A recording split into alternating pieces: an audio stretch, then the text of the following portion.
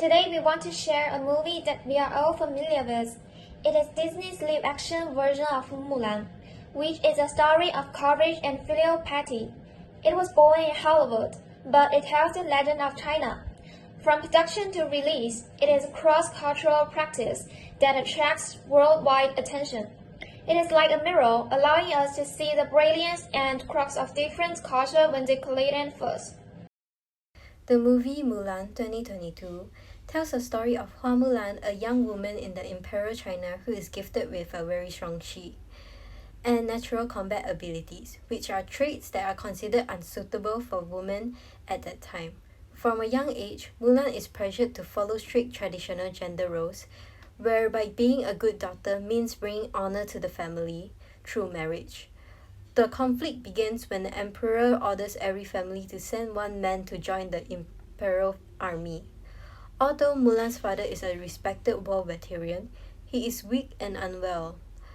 Fearing for his life, Mulan disguises herself as a man and takes the place of her father by joining the army under the name of Hua Jun. At the training camp, Mulan struggles with strict rules and social expectations while hiding her true identity. Despite this, she works hard and earns the respect of the commander. During the war, Mulan meets Xiang Niang, a woman rejected by society because of her powers. In the end, Mulan defeats the enemy, saves the emperor, and also is recognized as a hero. The movie shows her journey towards self-acceptance and cultural respect. Argument 1. One of the major intercultural themes in Mulan is how gender roles influence communication. In traditional Chinese culturative culture, individuals are expected to protect the family honor and maintain social harmony, where women are expected to be obedient, gentle, and family-oriented, while men are expected to be strong, responsible, and natural leaders. This is clearly shown in the matchmaking scenes where Mulan is taught to speak softly and behave properly.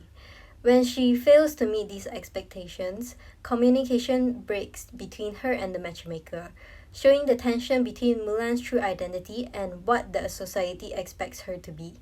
Later on, when Mulan joins the army, she challenges traditional gender roles. She disguises herself as a man and she is forced to limit her speech, hiding her emotions and also carefully controlling the way she communicates. By living as a man, it forces her to adapt a more direct and assertive communication style, which is different from her usual self. Overall, Mulan's expectations shows how intercultural communication is shaped by gender expectation, honor, and identity. It also shows how difficult it can be to stay authentic while meeting strict cultural demands. Okay, I'll talking about something about the arguments too, and it is mainly about the honor, collectivism, and the family obligation. Honor can mean two very different things. In the Chinese stories, Mulan's honor comes from the saving others, and she fights to protect her father and her country. Her gallery belongs to her family and her homeland, but in the Hollywood version, honor is about fighting yourselves. Mulan fights to break free, to become who she truly is, and her gallery is her wrong. This shift changes everything, and it turns a story about duty into a story about identity and yourself, and turns family obligation into personal choice. In the end, one asks what you can do for your group. The other asks who you can become on your own. That is how culture tells the same story into two different ways. First, we must see the efforts of the film. Hollywood tries to break some of the stereotypes that the West had about the East. The symbol of prejudice in the animated version is gone, replaced by qi, a more Chinese philosophical symbol, and phoenix, a symbol of guidance and nobility. The film shows Fujian Chulou, Desert Gobi, delicate makeup and armor.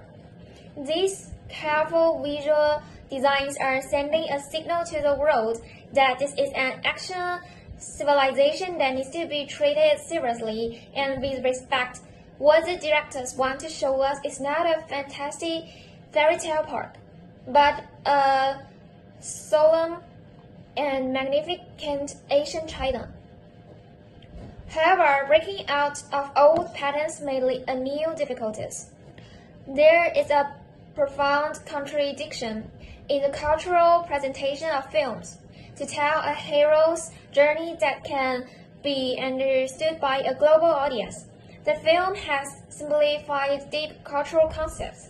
For example, qi, a complex and profound philosophical concept, is almost reduced to a talent similar to a superhero in the film. Although it is easy to understand it, it lost the depth of culture. At the same time, the film brings together the horticultural landscapes of different dynasties and regions, creating an extremely beautiful Chinese landscape that is detached from the specific historical background. It is more like a beautiful planter of cultural symbols, serving the visual expectations of the global marks than a true historical narrative.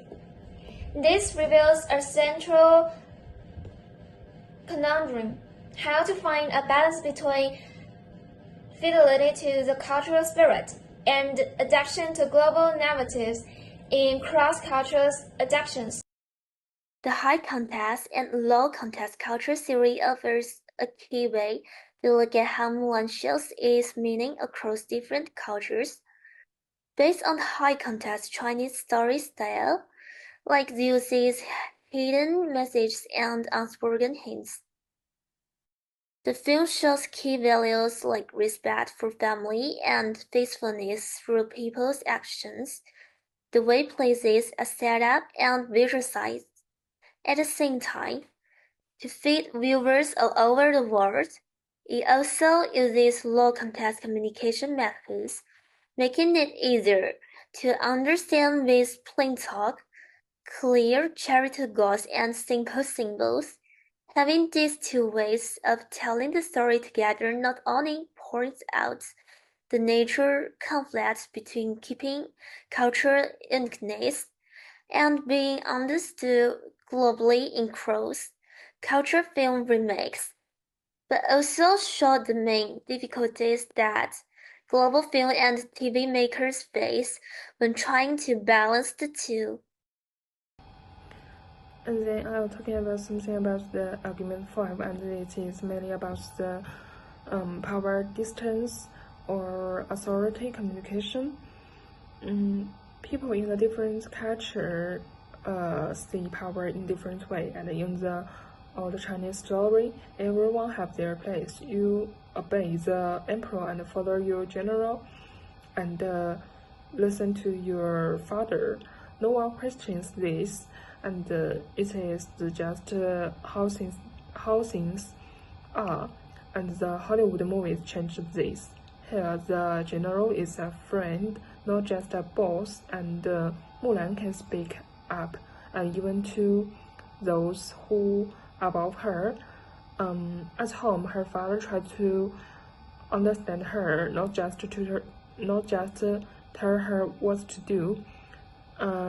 This shows a big change from the follow the rulers to be yourself, and from the obey authority to take openly. And the gold cross culture stories are not about making everything the same.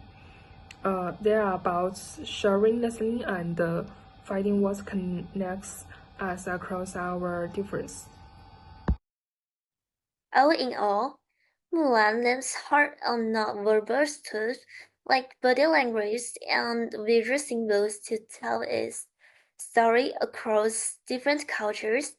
Mulan's physical transformation and things like the phoenix and special outfits don't just show her growth, but also carry Chinese culture values.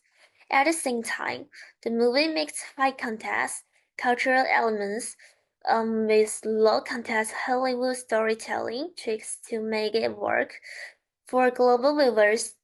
This makes the film reach more people, but it also creates some confusion in how different aliens understand those culture symbols, showing just how tricky it is to balance staying true to a culture and making a movie that everyone around the world can get.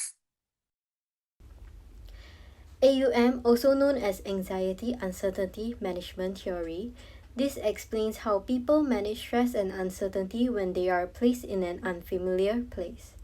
Mulan's experience in the army clearly reflects this process by entering the military under a false identity.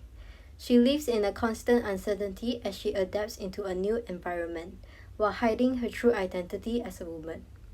To manage this anxiety, Mulan carefully changes the way she communicates, lowers her voice, controls her emotions, avoid drawing attention, and also follows the rules closely.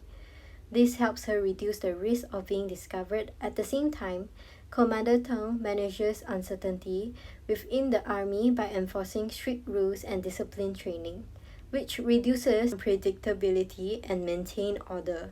In contrast, Xiangnan's anxiety comes from a lifelong rejection and discrimination.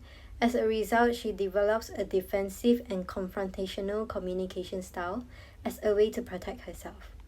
Overall, AUM theory helps explain how different characters regulate their emotions and communications to cope with uncertainty in a difficult intercultural situation. So, it's worth watching? My answer is yes, but look at it with some thought. Its action scenes are grand, the performance is sincere, and its emphasis on the theme of being true to oneself has a cross-cultural appeal. I would recommend it because it has a huge influence. Let the world once again focus on the image of Hua Mulan, which in itself is a victory of communication. But perhaps the film's greater significance lies too not in how perfect a story is told, but in the fact that it serves as a rare case study of the typical challenges of cross-cultural business storytelling. Its gains and losses tells us the true deep communication cannot stop at the transfer of symbols, but also needs to understand the internal emotions and logical of culture. All in all, Mulan is an imperfect but important cultural bridge. It may not fully solve all the problems of cross-cultural communication, but it has successfully brought the issues of respect, adaptation, understanding, and misreading to the front of a global audience, triggering our discussion and thinking. This, perhaps, is its most valuable mission beyond entertainment. Thank you for listening.